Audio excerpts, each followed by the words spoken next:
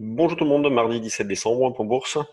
Hier, le CAC a atteint les 6000 points après une hausse très algorithmée, vous voyez, avec régulière mais assez lente, donc succession de plus hauts, dérive latérale, et puis voilà, hausse très lente entre midi et 15h30 aux 16h avec une accélération en fin de séance, donc pour aller taper les 6000 points.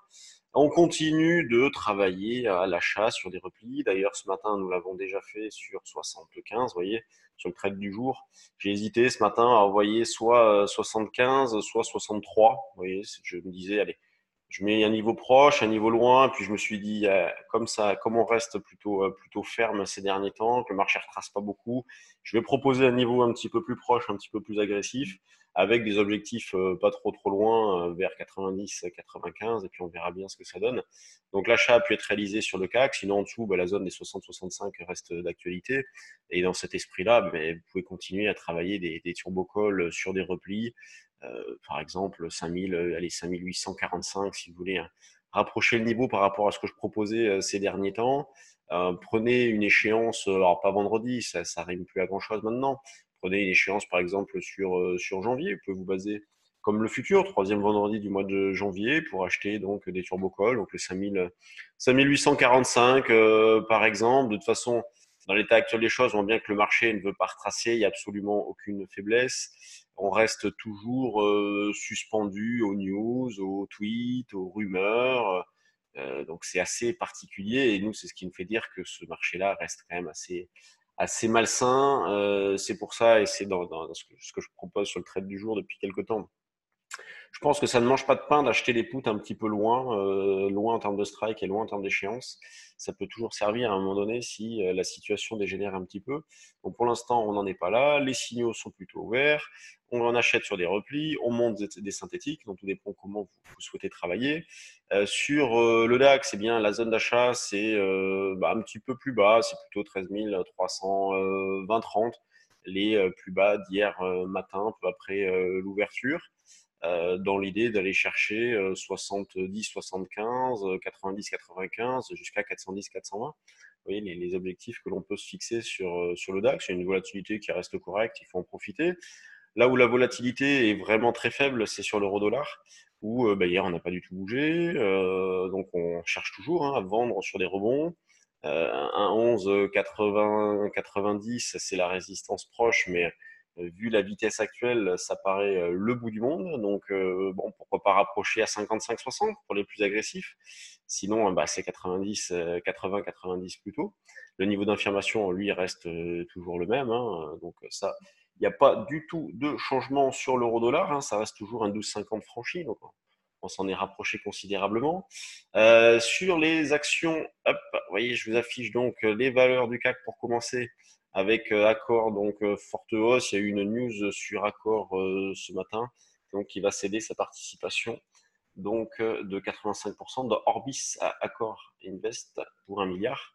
Donc, bon, qui va conserver toutefois l'exploitation des hôtels, 73 hôtels. Ensuite, on a Sodexo, Vivendi, Thales, Total. Vous voyez, les grosses pondérations plutôt pas mal. Bon, les financières un peu à la traîne. On voit BNP, Soggen, Crédit Agricole, ouais, en sous-performance ce matin. Donc ça, c'est à mettre dans la colonne des indications pas terribles pour ce début de séance, mais c'est rien de bien méchant. Le CAC, il est là, 310 millions à 9h30, c'est un petit peu mieux que ce qu'on a connu les jours passés. Et je crois qu'hier, à 9h40, on était à 220, 230 millions, donc il est un petit peu plus élevé. Un peu plus élevé du fait aussi que vendredi, ça sera l'échéance. Donc il y a déjà des positions qui sont énormément tournées. Vous voyez, hier matin, je regardais, il s'était traité autant de futurs quasiment sur décembre que sur janvier.